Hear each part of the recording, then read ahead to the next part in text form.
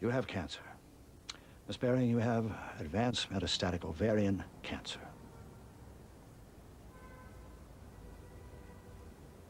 Go on. You are a professor, Miss Baring. Like yourself, Dr. Kalikian. Ah, yes. Now then, you present with a growth that unfortunately went undetected in stages 1, 2, and 3. Now it is an insidious adenocarcinoma. Insidious? Insidious means undetectable at an early stage. Insidious means treacherous. Shall I continue? Oh, by all means. Good. In invasive epithelial carcinoma, the most effective treatment modality is a chemotherapeutic agent. We are developing an experimental combination of drugs designed for primary site ovarian with a target specificity of stage 3 and beyond administration. Am I going too fast? No. Good. You will be hospitalized as an inpatient for treatment each cycle. After the initial 8 cycles, you will have another battery of tests. The antineoplastic will inevitably affect some healthy cells, including those lining the gastrointestinal tract from the lips to the anus and the hair follicles. We will, of course, be relying on your resolve to withstand some of the more pernicious side effects. Miss Baring? Oh, I beg your pardon. Do you have any questions so far? Please go on. Perhaps some of these terms are new? No. You're being very thorough. I make a point of it, and I always emphasize it with my students. Oh, so do I. Thoroughness, I always tell my students, but they are constitutionally averse to painstaking work. Yours too. Oh, it's worse every year. Oh, mine are blind. Oh, well, mine are deaf. You just have to hope. I suppose so. Where were we, Dr. Perry? I believe I was being thoroughly diagnosed. Right. Now, the tumor is spreading very quickly, and this treatment is very aggressive. So far, so good? Yes. Better not teach next semester. Out of the question. The first week of each cycle, you'll be hospitalized for chemotherapy. The next week, you may feel a little tired. The next 2 weeks will be fine, relatively. It's 8 months like that. This treatment is the strongest thing we have to offer you. And as research, it'll make a significant contribution to our knowledge. Knowledge. Yes. Here is the informed consent form. Should you agree, you sign there at the bottom.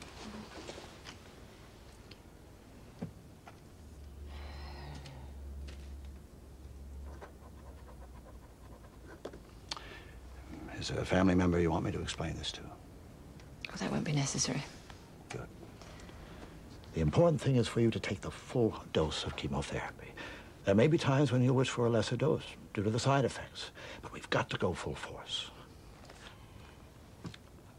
Dr. Baring? Yes. You must be very tough. Do you think you could be very tough? You needn't worry. Good. Excellent.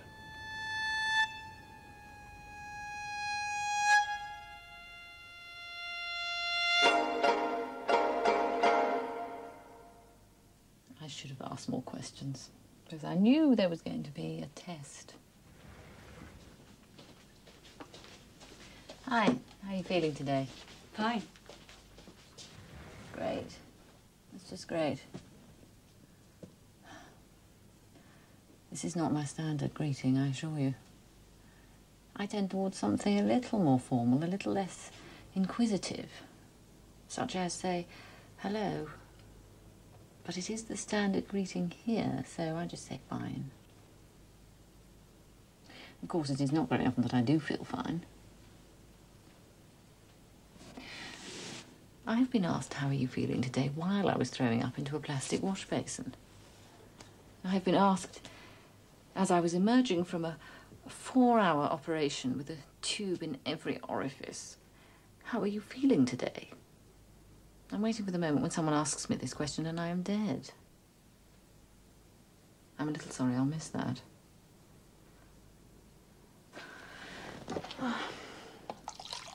I have cancer. Insidious cancer with pernicious side effects. No, the treatment has pernicious side effects. I have Stage 4 metastatic ovarian cancer. There is no stage 5. Oh, and I have to be very tough. It appears to be a matter, as the saying goes, of life and death. I know all about life and death.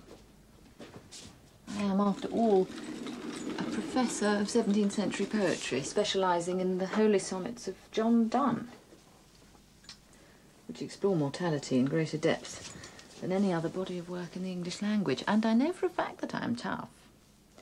A demanding professor, uncompromising, never one to turn from a challenge. That is why I chose to study John Donne, while a student of the great E.M. Ashford.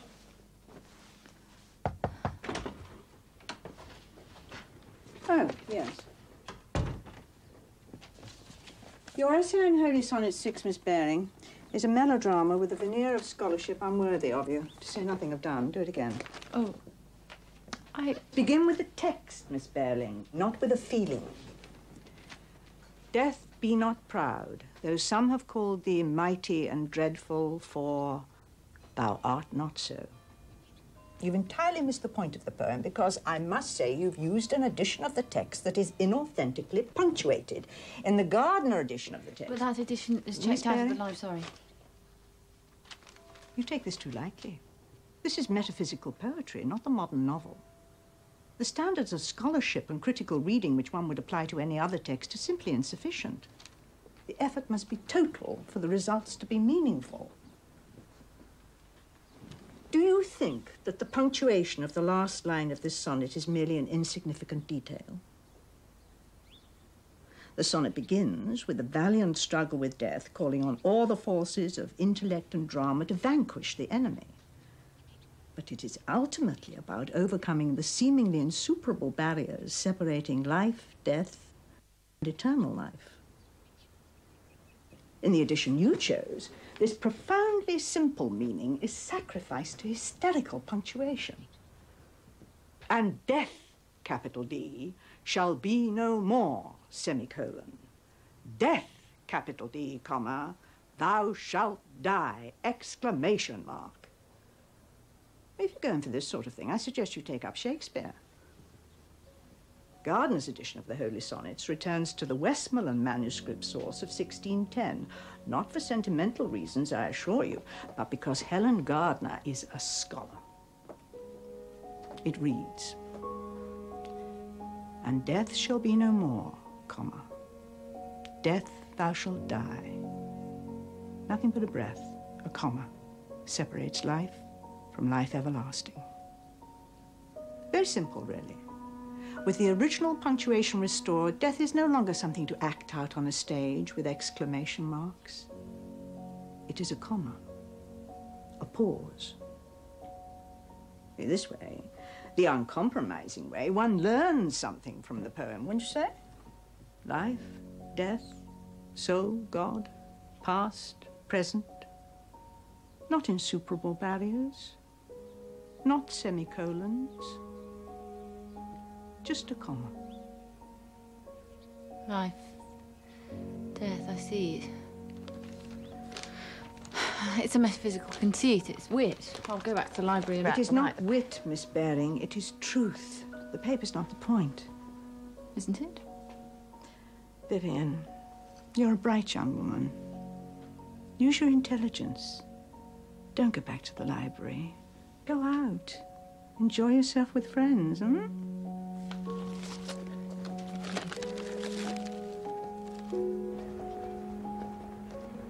I went outside. It was a warm day. There were students on the lawn talking about, well, nothing, laughing.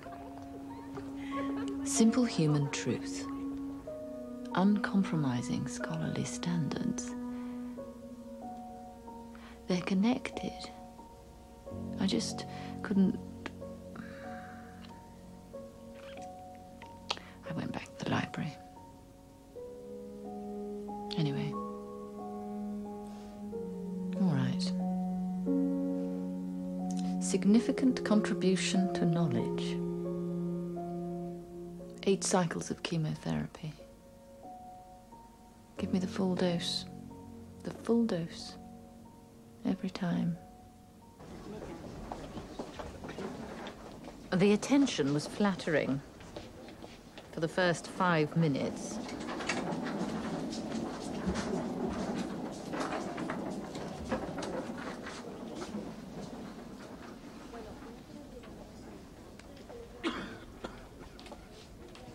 Name?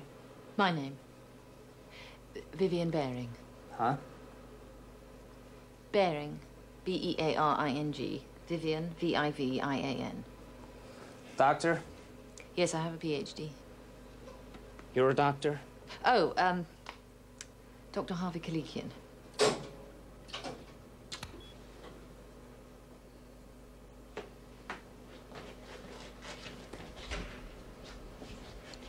I am a doctor of philosophy. Take a deep breath and hold it. Okay. A scholar of 17th century poetry. Arms above your head and hold it. Okay.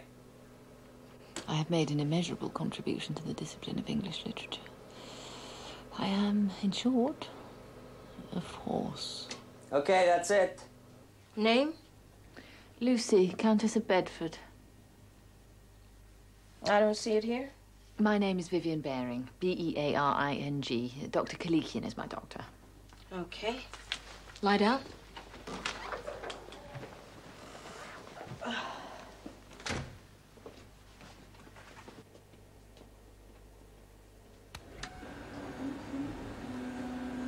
After an astounding undergraduate career, I studied for 3 years with Professor E.M. Ashford, during which time I learned by instruction and example what it means to be a scholar of distinction. As her research fellow, my principal task was the alphabetizing of index cards for Ashford's monumental critical edition of Donne's Devotions upon Emergent Occasions. I am thanked in the preface Miss Vivian Baring for her able assistance.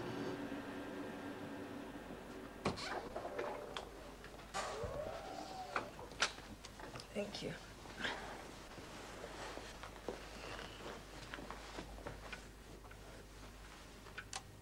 Where's your wheelchair? I do not know. I was busy just now. Well, how you gonna get out of here? I could walk. It's not permitted. Well, I do not know. Perhaps you would like me to stay. I guess I gotta go find you a chair. Don't inconvenience yourself on my behalf. It's a 2cc drip. You want to increase that? Sure, yeah, make it 4.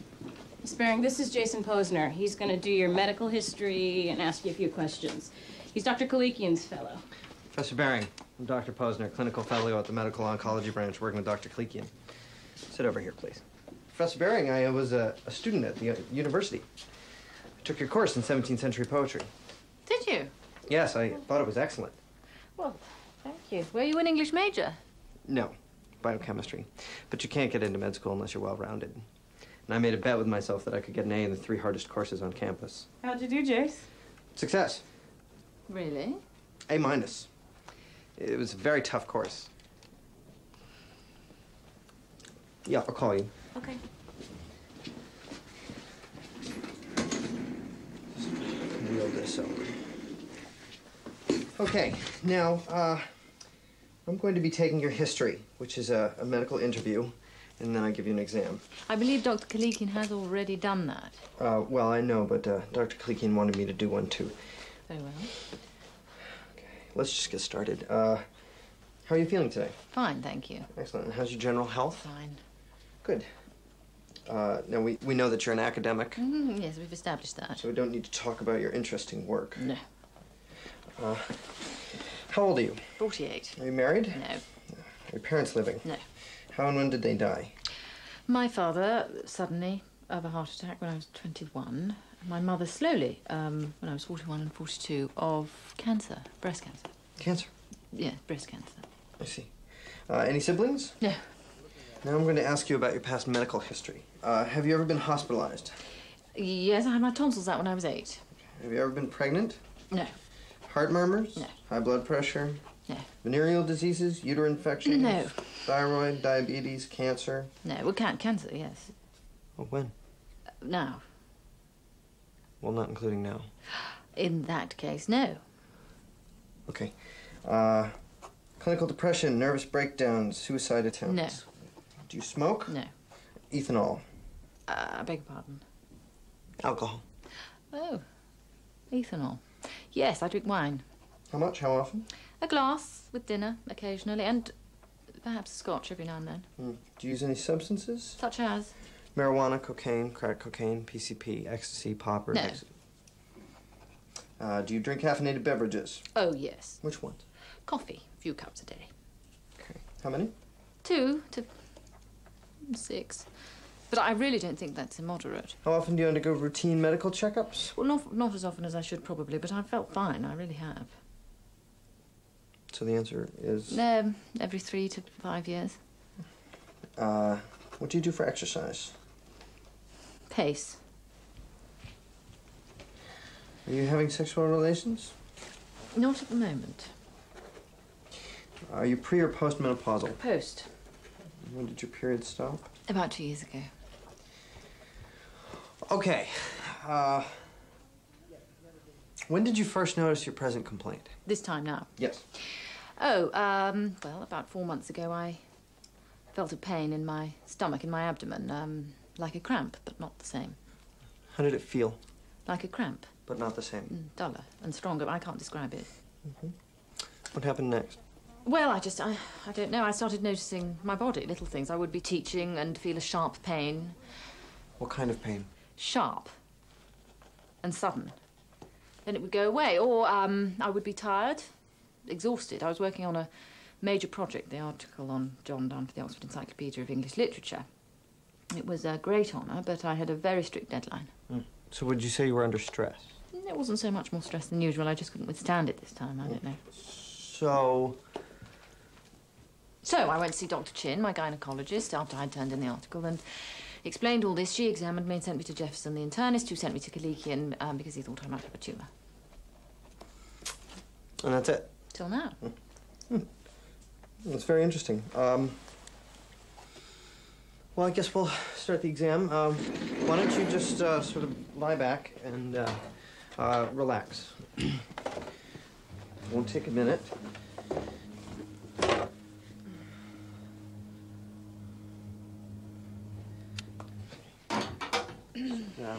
Let me get the sheet here. Okay. Okay. Oh, yeah. Just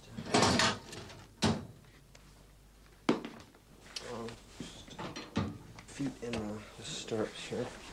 Okay.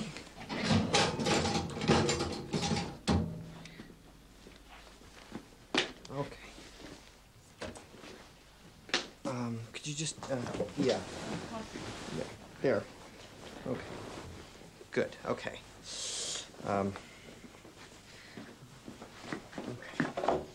Okay. Oh, I've got to go get Susie. I got to have a girl here, some crazy clinical rule. Don't move, I'll be right back. Susie? I wish I had given him an A. Susie? 2 times 1 is 2.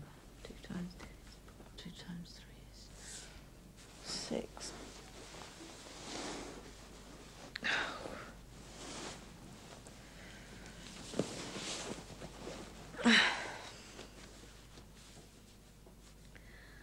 Death be not proud, though some have called thee mighty and dreadful, for thou art not so.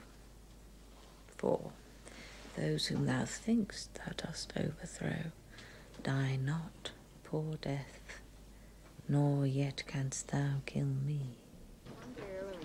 Has anybody seen Susie?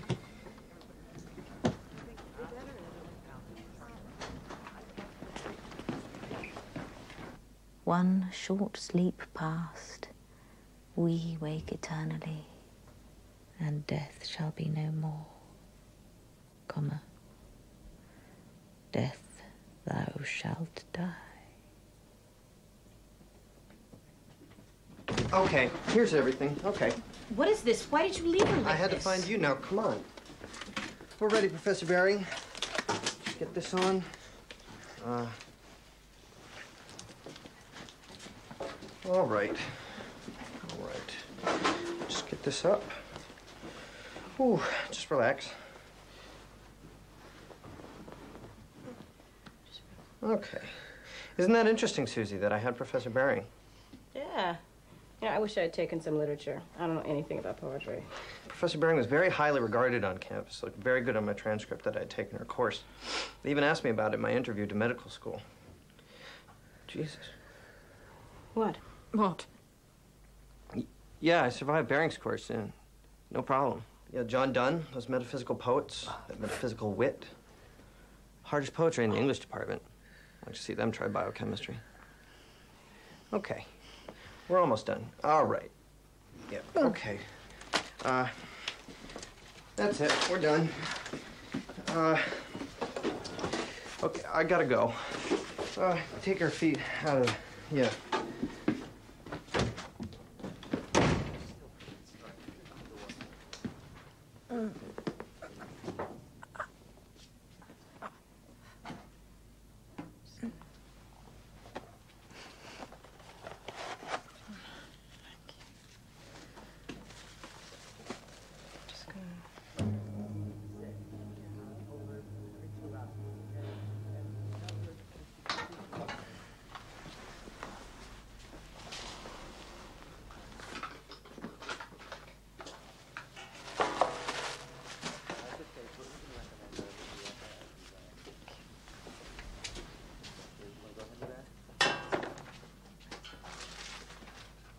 That was hard. That was...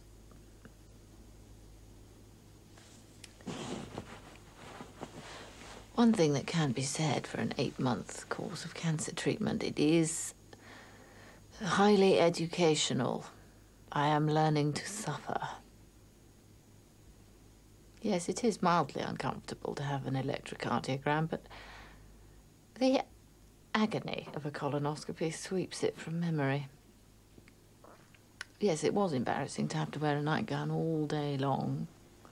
2 nightgowns. But that seemed like a positive privilege compared to watching myself go bald. Yes, having a former student give me a pelvic exam was thoroughly degrading, and I use the term deliberately. But I could not have imagined the depths of humiliation. Oh.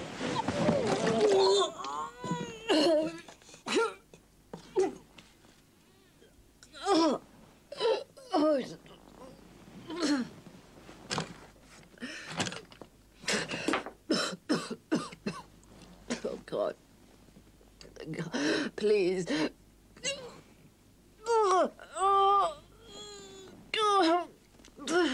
Steady. Steady. Oh, God.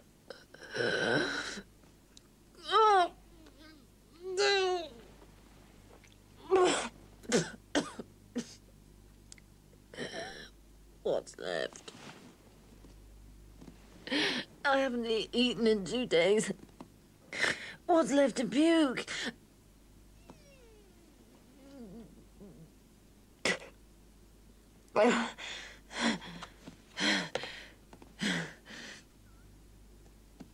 You may remark that my vocabulary has taken a turn for the Anglo-Saxon.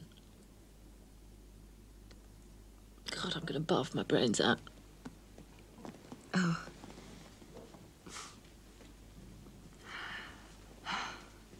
If I did actually barf my brains out, it would be a great loss to my discipline. Of course, not a few of my colleagues would be relieved, to say nothing of my students. It's not that I'm controversial.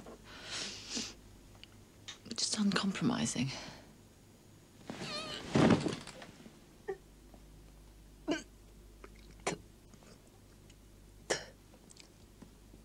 False alarm.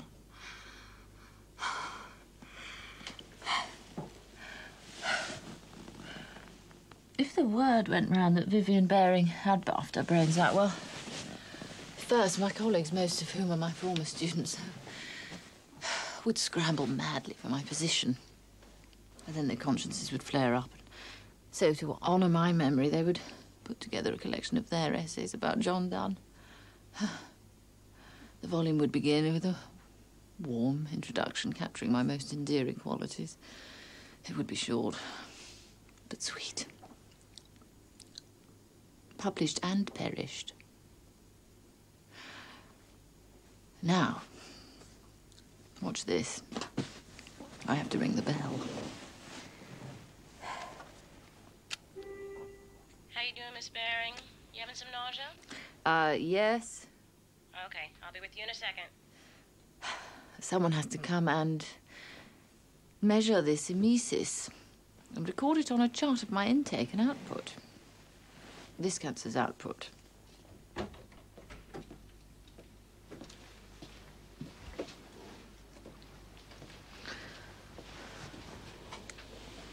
It's about 300 cc's. Is that all? It was very hard work. Yep, it's 300. Good guess. Okay. Is there anything else I can get you? Got some Jell-O or something? Thank you, no. You okay all by yourself in here? Yes. You're not having a lot of visitors, are you? None.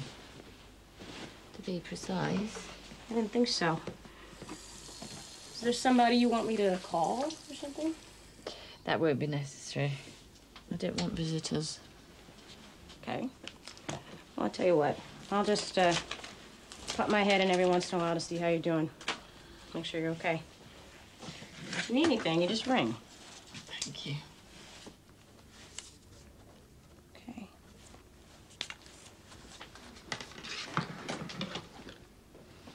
You just call.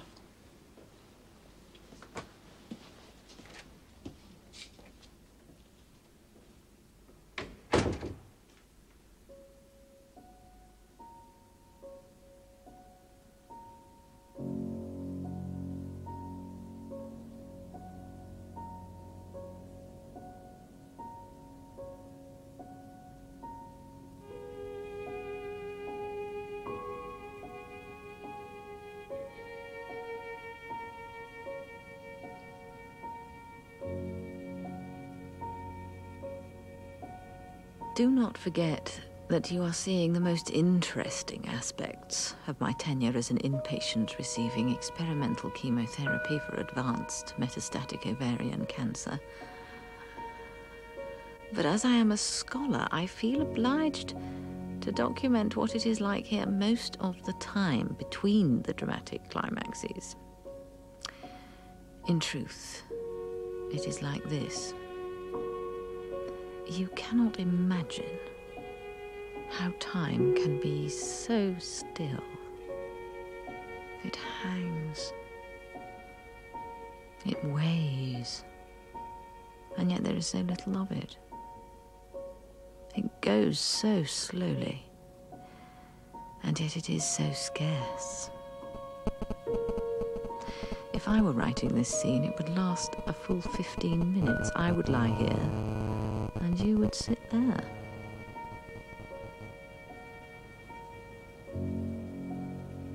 Not to worry. Brevity is the soul of wit.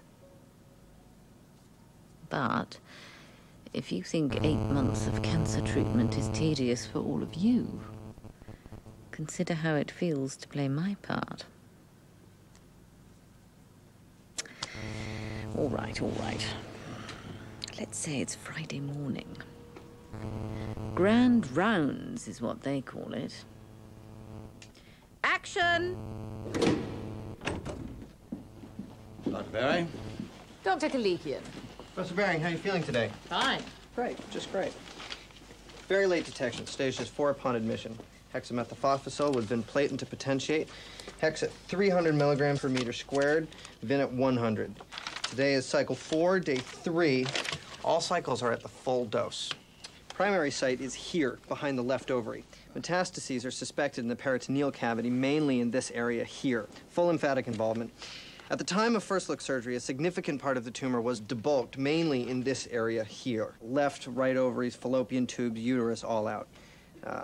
Evidence of primary site shrinkage. Shrinking in metastases has not been documented. Primary mass, frankly palpable in pelvic exam, all through here. Excellent command of details. Okay. Problem areas with Exenvin? First, of course, is myelosuppression and lowering of blood cell counts. That goes without saying. With this combination of agents, nephrotoxicity will be next. Anybody else? Side effects? Nausea, vomiting. Jason? Routine. Pain while urinating. Routine. Psychological depression. No way. Oh, anything else? Other complaints with Hexenvin?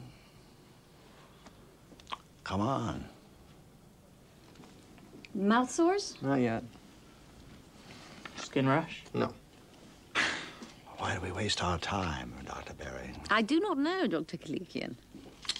Use your eyes. Good grief. Hair loss. Come on. Doesn't count. You can see that. Jason? Hair loss after first cycle of treatment. That's better. Dr. Berry, full dose. Good. Excellent. Keep pushing the fluids.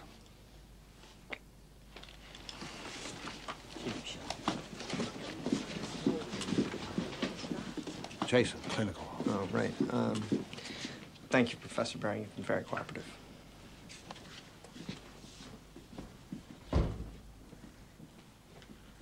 Wasn't that grand? Full of subservience, hierarchies, gratuitous displays, sublimated rivalries. I feel completely at home. It is just like a graduate seminar. With one important difference. In grand rounds, they read me like a book. Once I did the teaching, now I am taught.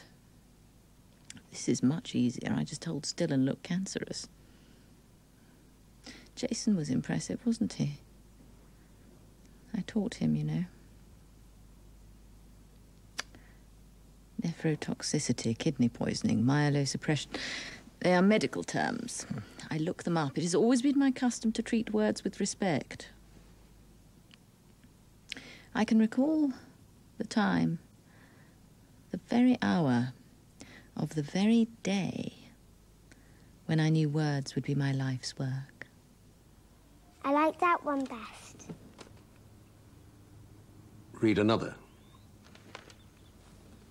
I think I'll read The Tale of the Flopsy Bunnies. Has little bunnies on the front.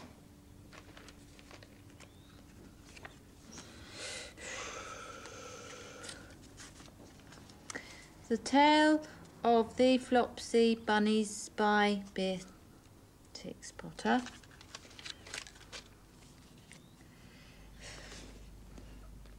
It is said that the effect of eating too much lettuce is what is this word? Say it in bits. Soporific.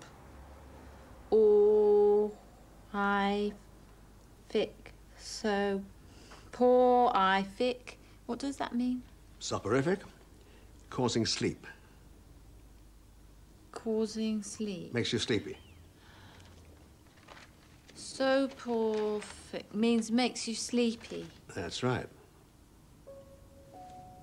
Now, use it in a sentence. What has a soporific effect on you? What has a soporific effect on me? What makes you sleepy?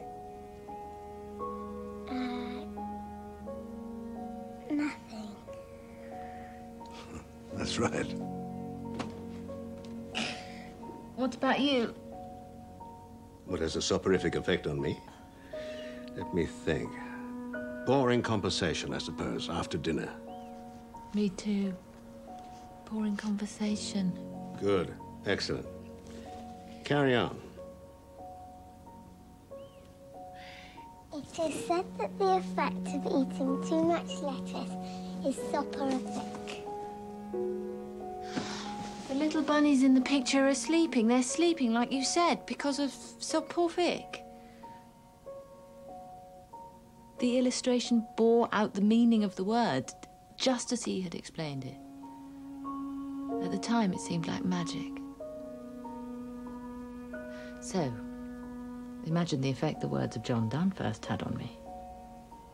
Ratiocination, concatenation, coruscation, tergiversation. Medical terms are less evocative. Still, I want to know what the doctors mean when they anatomize me. My only defense is the acquisition of vocabulary.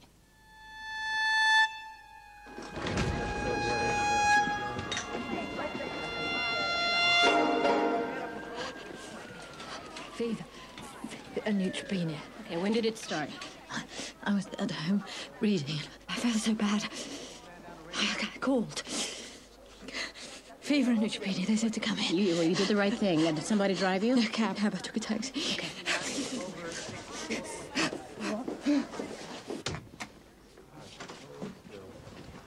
Okay, just sit here a minute. I'll get Jason. He's on call tonight, and we're going to give you some meds. I'm glad I was here tonight. I'm going to get you to a bed soon, okay? I'm going to get you some juice, some nice juice with lots of ice, okay? Lights. I left all the lights on in my house. Don't worry about it. It'll be okay.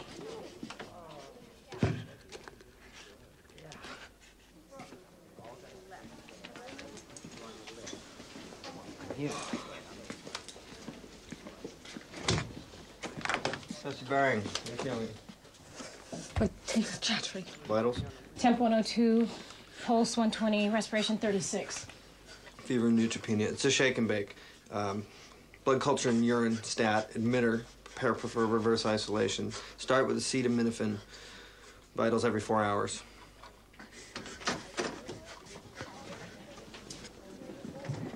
Jason, I think you need to talk to Kalikian about lowering the dose for the next cycle. It's too much for her like this. Lower the dose. No way. She's tough. She can take it. Full dose. Wake me when the counts come from the lab.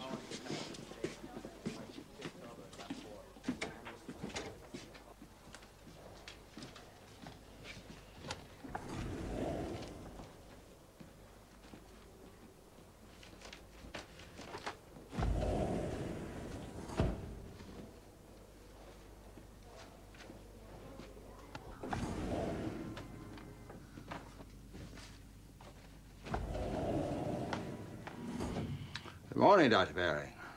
Full dose? Definite progress. Everything okay?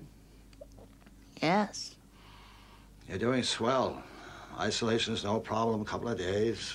Think of it as a vacation. Oh.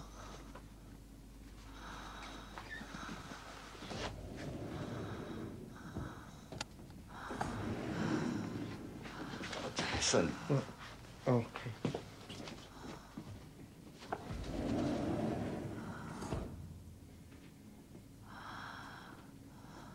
In isolation. I am isolated. For once I can use a term literally. The chemotherapeutic agents eradicating my cancer have also eradicated my immune system. In my present condition, every living thing is a health hazard to me. I really have not got time for this. Particularly healthcare professionals. Just to check the INO sheets for 1 minute takes me a half an hour to do precautions. Oh. 5, 7, 11, 250 twice. Okay. Oh. Professor Baring, how are you feeling today? fine, just shaking sometimes from the chills. IV should kick in any time now, no problem. Listen, I gotta go. Keep pushing the fluids, okay? I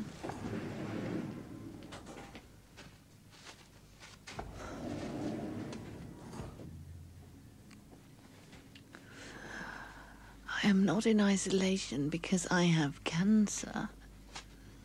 Because I have a tumor the size of a grapefruit. No. I am in isolation because I am being treated for cancer. My treatment imperils my health. Herein lies the paradox. John Donne would revel in it. I would revel in it if he wrote a poem about it. My students would flounder in it because paradox is too difficult to understand.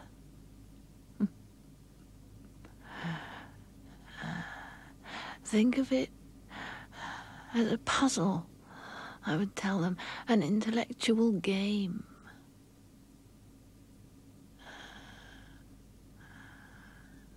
Or I would have told them, were it a game, which it is not.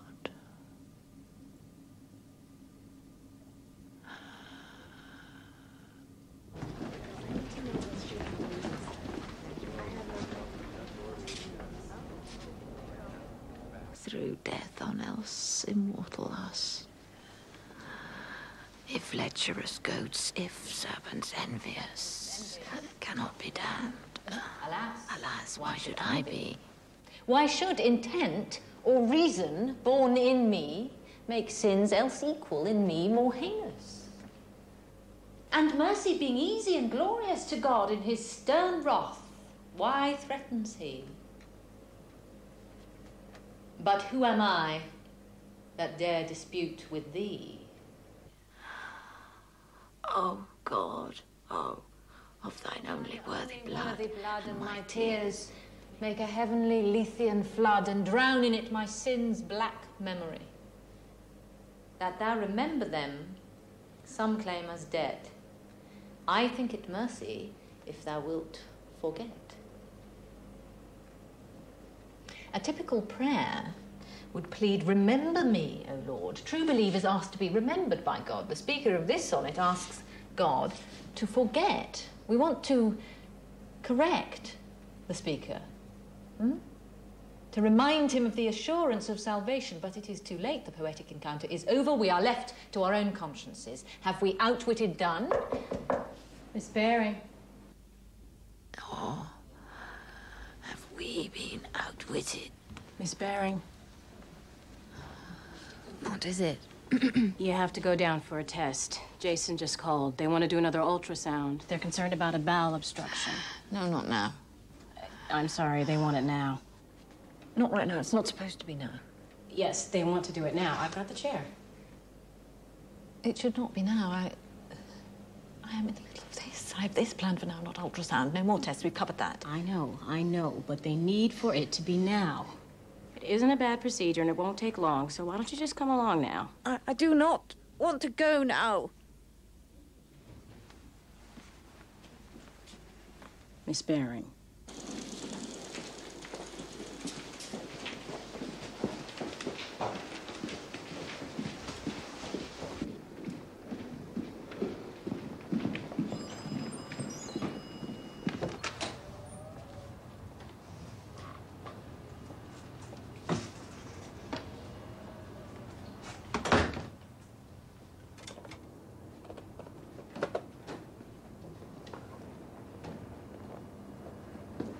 Name?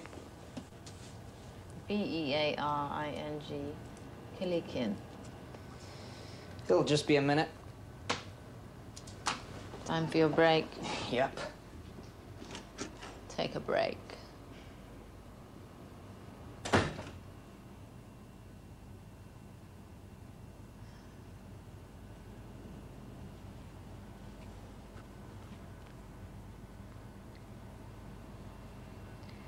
This is my play's last scene.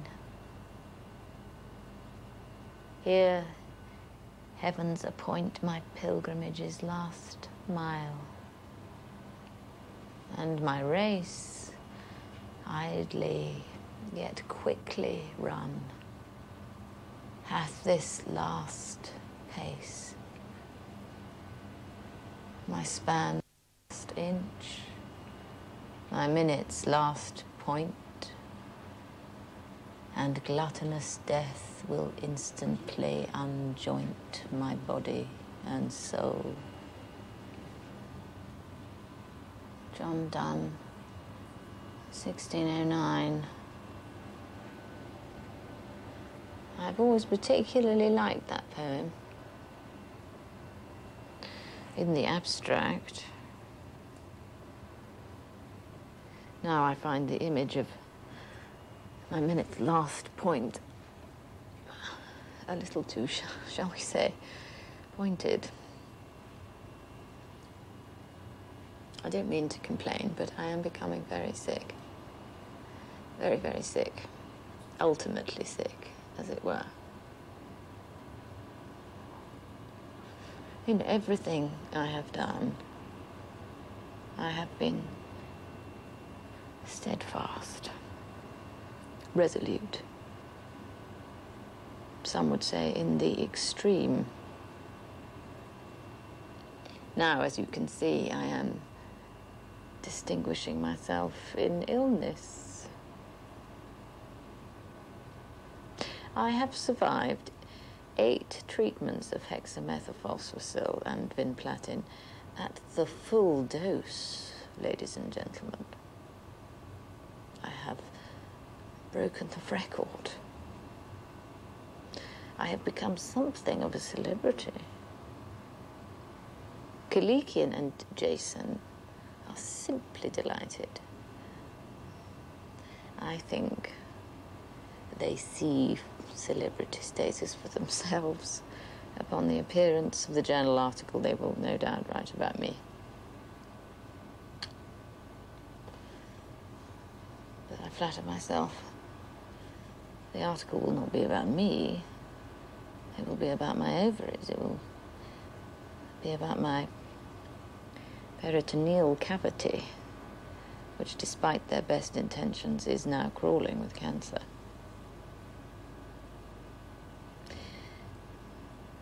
What we have come to think of as me is, in fact, just the specimen jar, just the dust jacket, just the white piece of paper that bears the little black marks.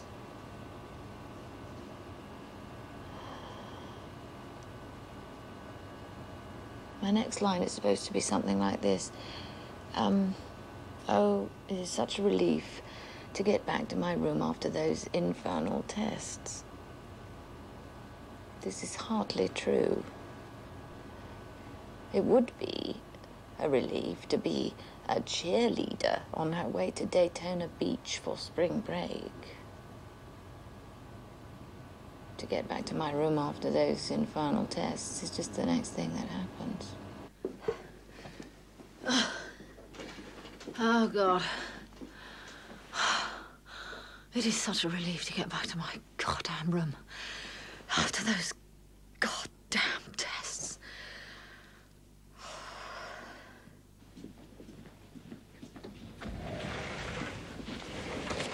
Professor Baring, just want to check your INO.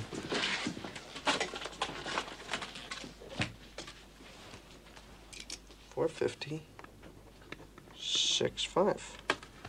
Okay. How you feeling today? Fine. Great. It's just great. How are my fluids? Pretty good. No kidney involvement yet. That's pretty amazing with Hex and Vin. How will you know when the kidneys are involved? Lots of in, not much out. That simple. Well, no way. Compromised kidney function is a highly complex reaction. I'm simplifying it for you. Thank you. We're supposed to. Bedside manner. There's a whole course on it in med school. It's required. Colossal waste of time for researchers. I can imagine. Jason? Huh? What were you saying just then? When? Never mind. Professor Bering, are you experiencing confusion? Short-term memory loss? No. You sure? Yes. Okay. No, I was just wondering, why cancer? Why cancer? Or why not open heart surgery? Oh, well, yeah. Well, why not plumbing? Why not run a lube rack for all the surgeons know about Homo sapiens sapiens? And no way. Cancer's the only thing I ever wanted. Huh? No, really, cancer is... Awesome? Yeah. It is awesome. How does it do it? The intercellular regulatory mechanisms, especially for proliferation and differentiation. The malignant neoplasia just don't get it. Neoplasia. Cancer cells. Yes, that's right. You grow normal cells in a tissue culture in a lab, and they replicate just enough to form a nice confluent monolayer, and then they divide 20 times or 50 times, but eventually they conk out. You grow cancer cells, and they never stop. No contact inhibition whatsoever. They just pile up. They keep replicating forever. It's got a great name. You know what it's called? No, what? Immortality in culture. That sounds like a symposium. It's an error in judgment in a molecular way. But why? Even on a protistic level, the normal cell-cell interactions are so subtle, they take your breath away. It's incredible. It's perfect. So what's up with cancer cells? Smartest guys in the world, the best labs, funding. They don't know what to make of it. What about you? Me? Oh. I've got some things I'm kicking around. Wait till I get a lab of my own. If I can survive this fellowship. Let's part with the human beings. Everybody's got to go through it, all the best researchers. They want us to be able to converse intelligently with the clinicians, as if researchers were the impediment. Clinicians are such troglodytes. Just cut the crap, I say. Are you going to be sorry when...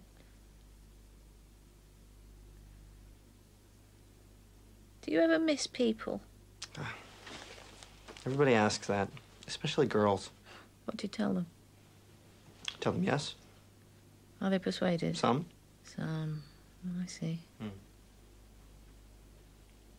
And what do you say when a patient is apprehensive, frightened? Of who? I just... Never mind. Professor Bering, who's the President of the United States? I'm fine. Really, it's all right. You sure? I could order a test. No. No. I'm fine. Just a little tired. Okay.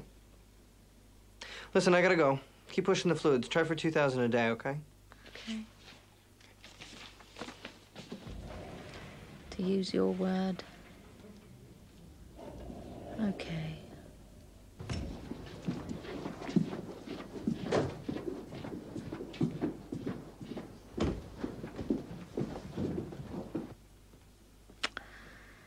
So, the young doctor, like the senior scholar, prefers research to humanity. At the same time, the senior scholar, in her pathetic state as simpering victim, wishes the young doctor would take more interest in personal contact. Now, I suppose we shall see how the senior scholar ruthlessly denied her simpering students the touch of human kindness she now seeks.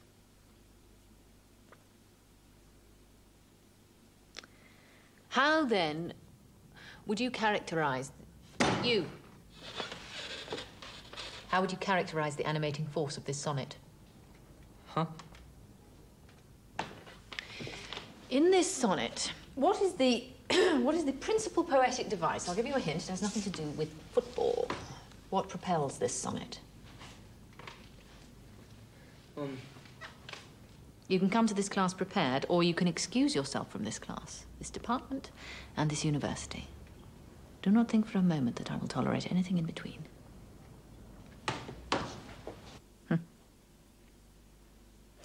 Did I say You are 19 years old. You are so young. You don't know a sonnet from a steak sandwich. By no means. To scan the line properly, we must take advantage of the contemporary flexibility in ION endings, as in expansion. The quatrain stands: Are two souls, therefore, which are one, though I must go, endure not yet a breach, but an expansion, like gold to airy thinness beat. Bear this in mind in your reading. That's all for today.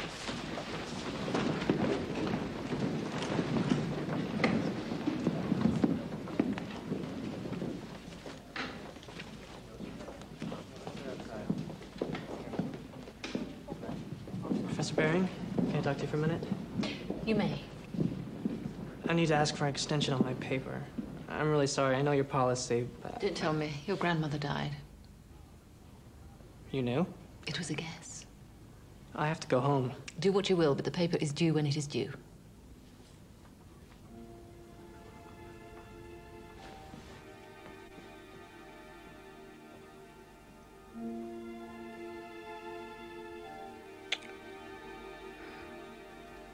I don't know. I feel so much. What is the word? I look back and I see these scenes and I...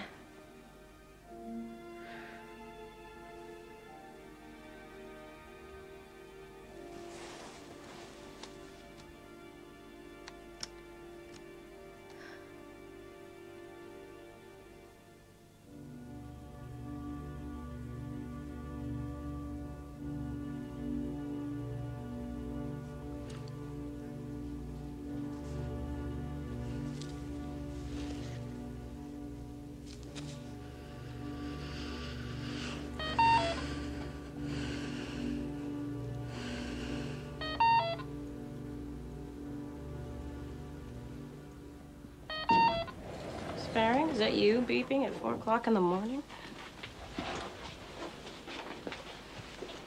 Did that wake you? Sorry, it just gets occluded sometimes. Oh, I was awake. Where? What's the trouble, sweetheart? Oh, I don't know. Can't sleep? No, I just keep thinking. If you do that too much, you can get kind of confused. I know. I can't seem to figure things out. I'm in a quandary, having these doubts. Well, what you're doing is very hard. Hard things are what I like best. No, but it's not the same. It's like it's out of control, isn't it?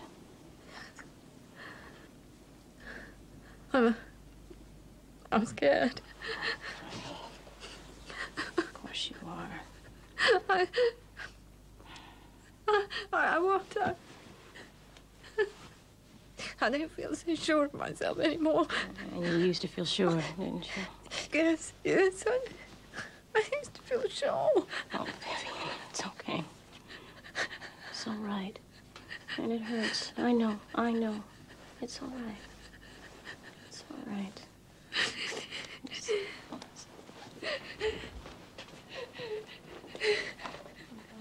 It's all right. Vivian, it's okay. It's all right. Hey, Vivian. You want a popsicle? Yes, please. Okay. I'm gonna go get one. I'll be right back, okay? The epithelial cells in my GI tract have been killed by the chemo. The cold popsicle feels good. It's something I can digest, and it helps keep me hydrated. For your information. There you go. Thank you.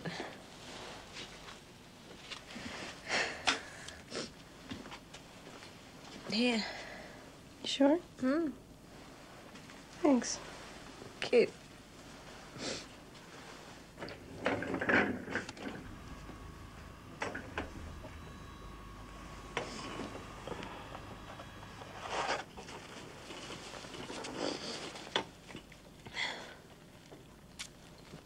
You know, when I was a kid, we used to get these from a truck.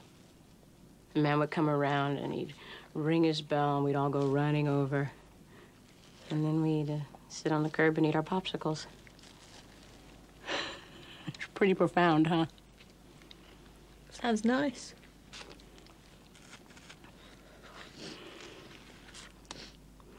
Vivian, there's something we need to talk about. That you need to think about.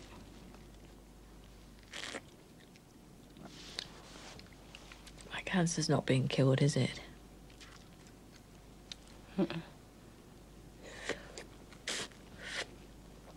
They never expected it to be, did they? Well, they thought the drugs would make the tumor get smaller. And it has. It's gotten a lot smaller. But the problem is it started in other places, too. And, I mean, they've learned a lot for their research, and it was the best thing they had to give you. It was the strongest drugs. It's just that there really isn't a good cure for what you have yet. For advanced ovarian. I'm sorry, they should have explained this to you. I knew. You did? I read between the lines.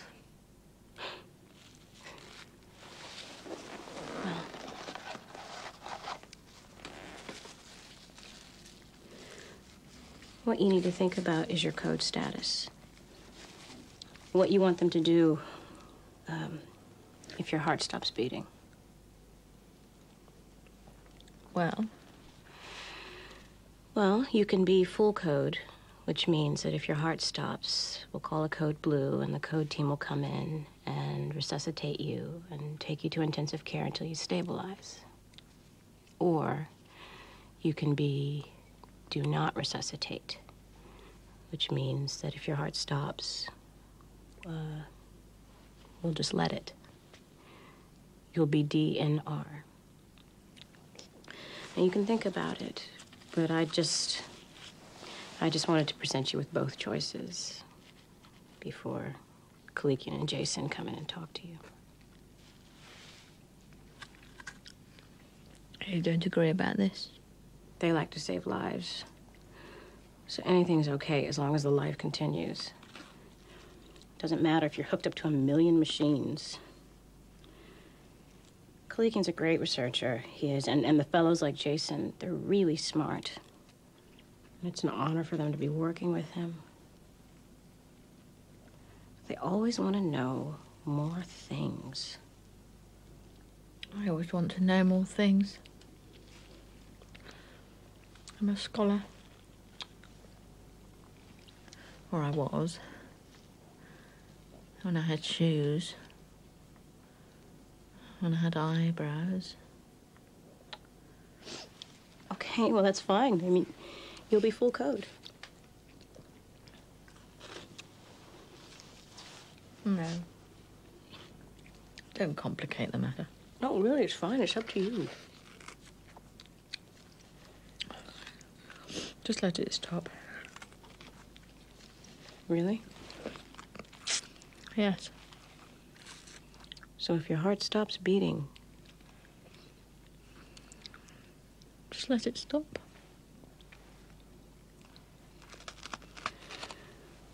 You sure? Yes. Okay. Okay, I'll get Kalikian to give the order, and then... Susie. Yeah? You're still going to take care of me, aren't you? Of course I am. Don't you worry, sweetheart.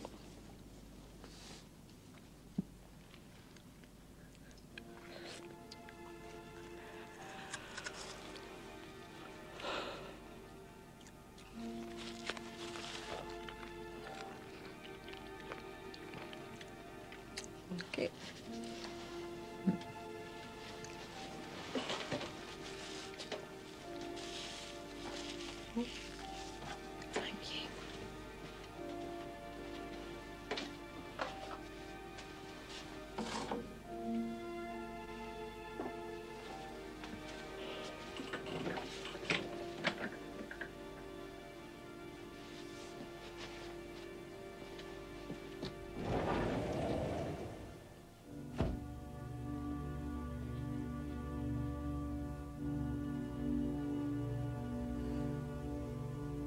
Well, that certainly was a maudlin display. Popsicles, sweetheart. I can't believe my life has become so corny. But it can't be helped. I don't see any other way. We are discussing life and death, and not in the abstract either. We are discussing my life and my death. And I can't conceive of any other tone. Now is not the time for verbal swordplay. Nothing would be worse than a detailed scholarly analysis of erudition, interpretation, complication. Oh. Now is the time for simplicity. Now is the time for, dare I say it, kindness.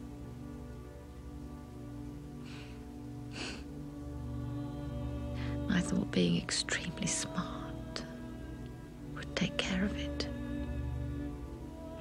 But I see that I have been found out. Ooh.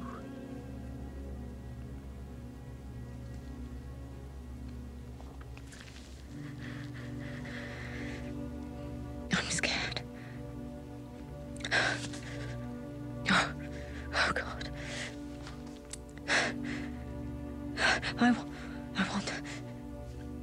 I want.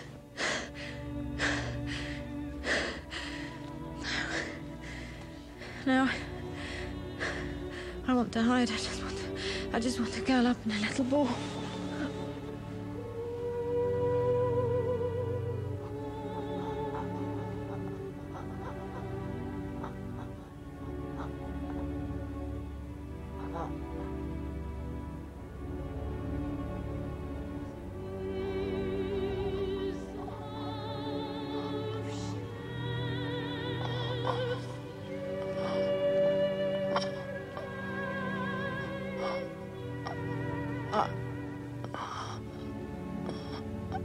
I want to tell you how it feels.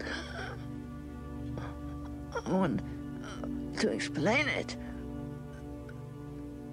To use my words. It's as if I can't.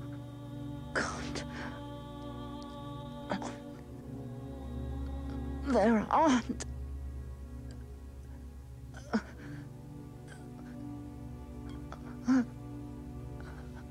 I'm in terrible pain. Susie says, I need to begin aggressive pain management if I'm going to start it. It, such a little word. I think in this case, it signifies being alive.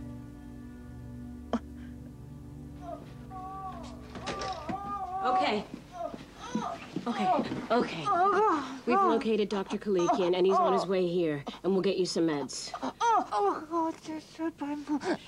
So painful, so much pain. I know, just try and relax and clear your mind. We'll get you patient-controlled analgesic. It's a little pump with a little button, and you press it, and you decide how much medication you want. It's very simple, and it's all up to you. Okay. Dr. Baring. Susie? It's time for patient-controlled analgesic. The pain is killing her. Dr. Baring, are you in pain? I don't believe this. I want a morphine drip. But what about patient controlled? She could be more alert. Ordinarily, yes, but in her case, no. But I think she would really rather... She's earned a rest. Morphine. 10 push now, then start at 10 an hour. Dr. Bering, try to relax. We're going to help you through this. Don't worry. Dr. Bering. Excellent. Susie.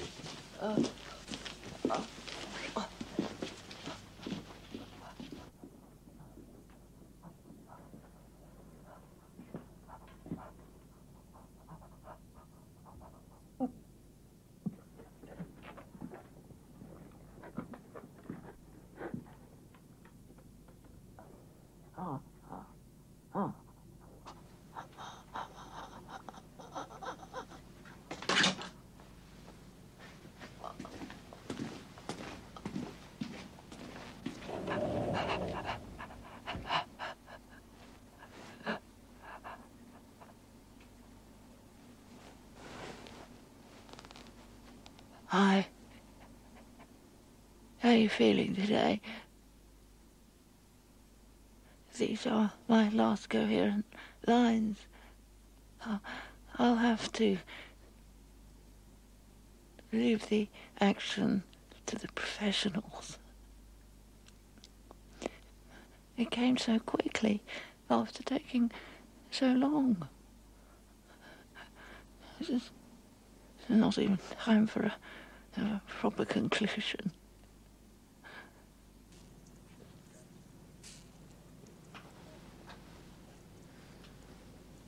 I trust this will have a soporific effect. I don't know about that, but it sure does make you sleepy.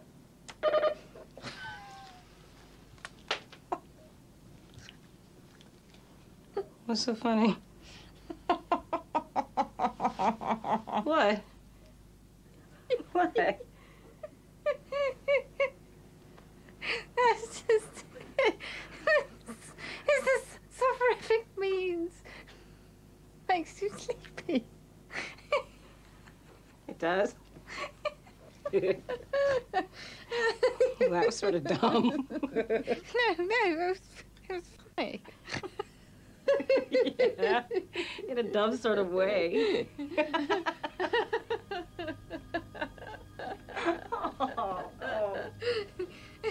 Oh. Well, I'm glad you explained it to me. I never would have gotten that. I'm a teacher.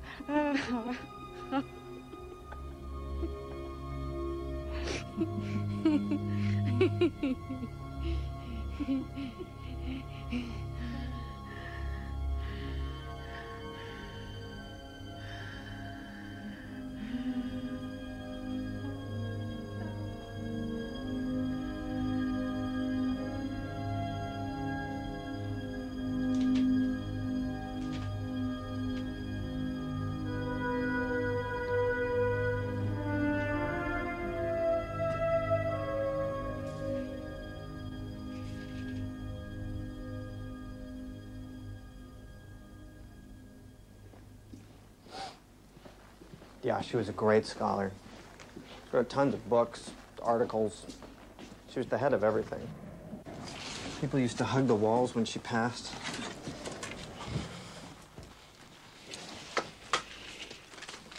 $275, $520. Let's up the hydration. She won't be drinking anymore. See if we can keep her kidneys from fading. Yeah, I had a lot of respect for her. Just more than I can say for the entire biochemistry department. What do you want, dextrose? Give her saline. She gave a hell of a lecture. No notes. Not a word out of place. It was pretty impressive. A lot of students hated her, though. Why? Well, she wasn't exactly a cupcake. She hasn't exactly been a cupcake here either. Now, Miss Bering, Jason and I are here. We're going to insert a catheter to collect your urine. It's not going to hurt, so don't you worry. Like she can hear you. It's just nice to do. 8 cycles of Hexenbin at the full dose. Kleekian didn't think it was possible. I wish they could all get through it at full throttle. Then we could really have some data. It's not what I imagined, you know? I thought someone who studied poetry would be more dreamy. Not the way she did it. Her course is more like boot camp than English class. This guy, John Dunn, was incredibly intense. Like your whole brain had to be in knots before you could get it. Well, you made it hard on purpose? Well, it has to do with the subject matter. The holy sonnets we worked on most, they were mainly about salvation anxiety. That's a term I made up in one of my papers, salvation anxiety, but I think it fits pretty well. You're this brilliant guy. I mean, brilliant. This guy makes Shakespeare sound like a Hallmark card. And you know you're a sinner. And there's this whole promise of salvation, the whole religious thing, but you just can't deal with it. Well, how come? Because it doesn't stand up to scrutiny. But you can't face life without it either, so you write these screwed-up sonnets. Like a game to make the puzzle so complicated. What happens in the end? The end of what? To John Dunn. Does he ever get it? Get what? His salvation anxiety. Does he ever understand? Oh, no way. The puzzle takes over. You're not even trying to solve it anymore. Fascinating, really. Like, great training for lab research, looking at things at increasing levels of complexity. Well, until what? What do you mean? Well, what happens in the end? Do you ever get to solve the puzzle? Nah. When it comes down to it, research is just trying to quantify the complications of the puzzle. You help people, and you save lives and stuff. Well, sure, I save a guy's life, and the poor slob goes out and gets hit by a bus. Yeah, I guess so. I just don't think about it that way. Guess you can tell I never took a course in poetry. Well, if there's one thing we learned in 17th century poetry, you can forget all about that, all that sentimental stuff. Enzyme kinetics was more poetic than Bering's class. Besides, you can't just go around thinking about all that meaning of life garbage all the time. You just go nuts. Do you believe in it? Believe in what? I don't know, the meaning of life garbage. What do they teach you at nursing school?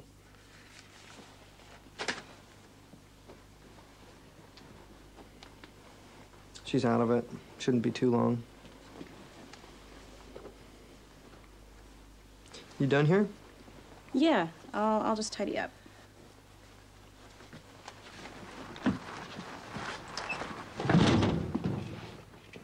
See you. Bye, Chase.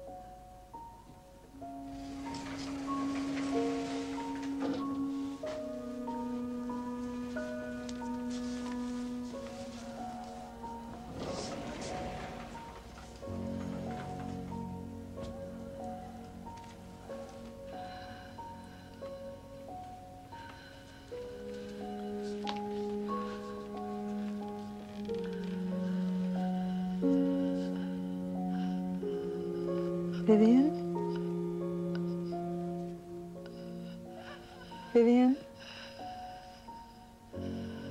It's Evelyn. Vivian?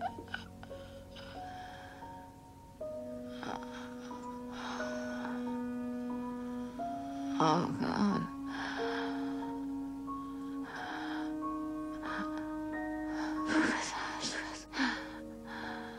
Oh, God.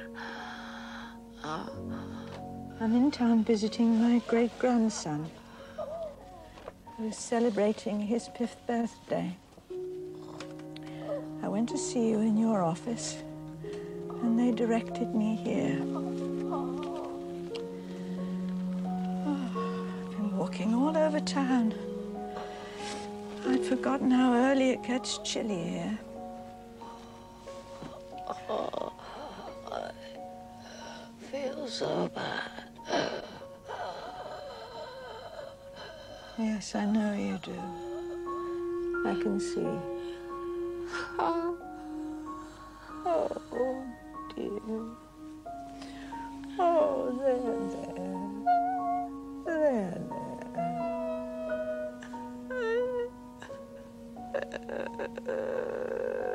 Oh, Vivian. Vivian.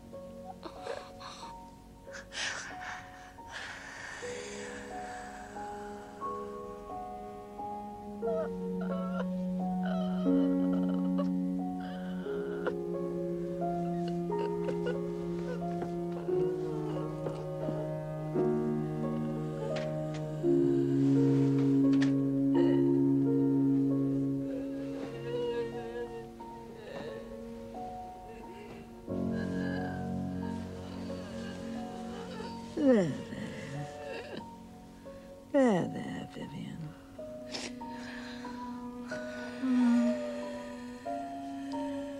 It's a windy day.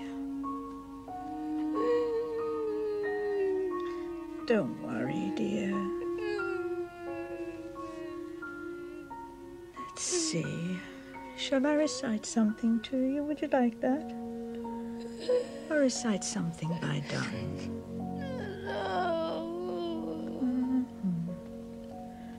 Very well.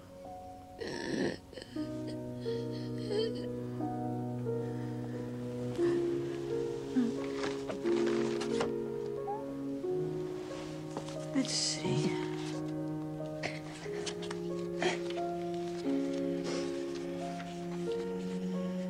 The Runaway Bunny by Margaret Wise Brown. Pictures by Clement Hurd. Copyright 1942.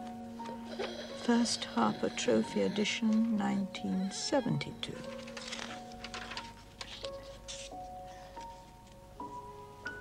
Once there was a little bunny who wanted to run away. So he said to his mother, "I'm running away." "If you run away," said his mother, "I will run after you, for you are my little bunny." "If you run after me," said the little bunny, "I will become a fish in a trout stream, and I will swim away from you." "If you become a fish in a trout stream," said his mother, "I will become a fisherman, and I will fish for you." Ah, look at that. A little allegory of the soul. Wherever it hides, God will find it. See, Vivian?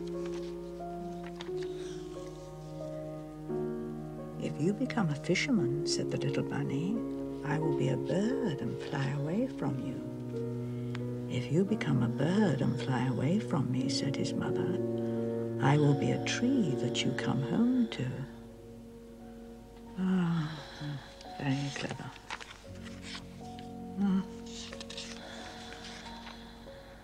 "Shucks," said the little bunny. "I might just as well stay where I am and be your little bunny." And so he did. "Have a carrot," said the mother bunny.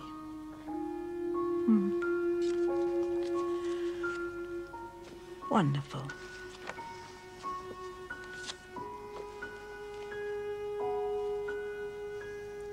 Time to go.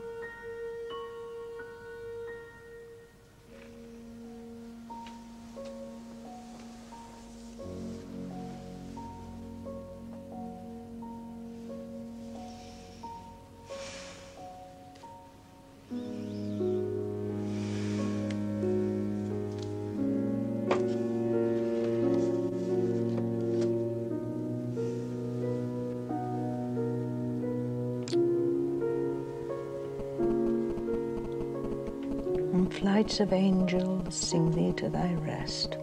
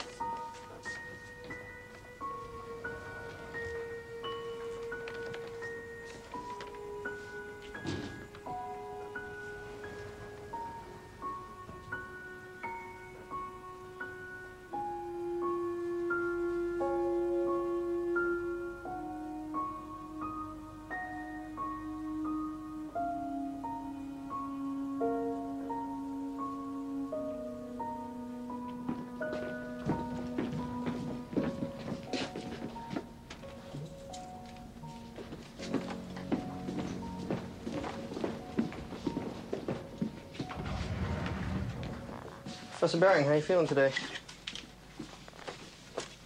3 p.m. IV hydration totals. 2,000 in, 30 out. Oh, well, that's it. Kidney's gone. Professor Baring? Highly unresponsive.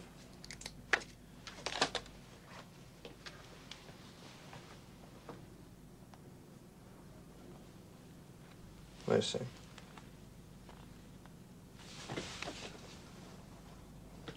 Four, five, seven. Code blue, room 707. Code blue, room 707. Dr. Posner, P-O-S-N-E-R. Hurry up.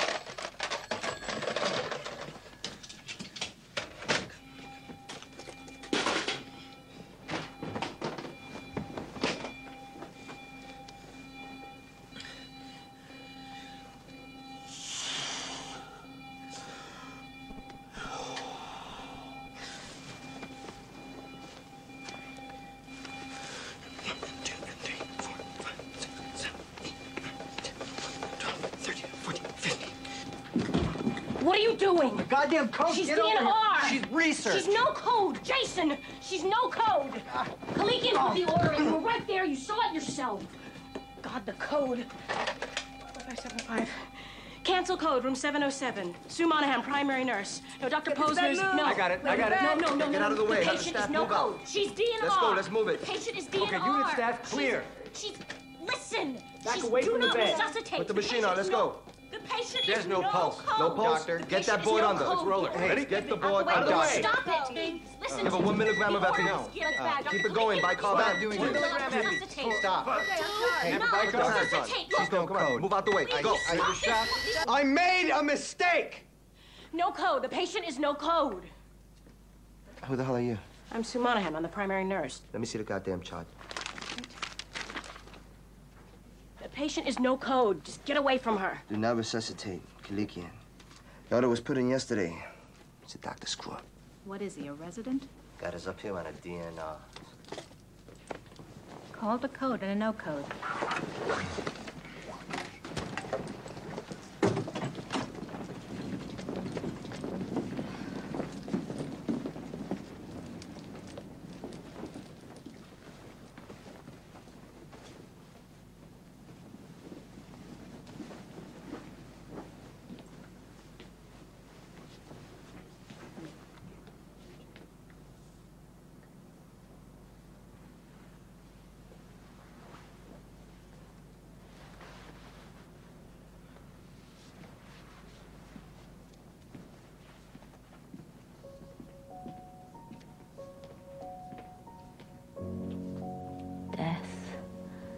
Be not proud, though some have called thee mighty and dreadful, for thou art not so.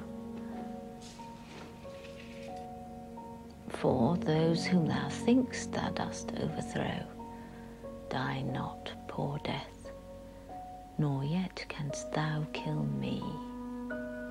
Thou art slave to fate, chance, kings, and desperate men, and dost with poison, war, and sickness dwell. And poppy or charms can make us sleep as well and better than thy stroke. Why swell'st thou then? One short sleep past, we wake eternally, and death shall be no more. Death thou shalt die.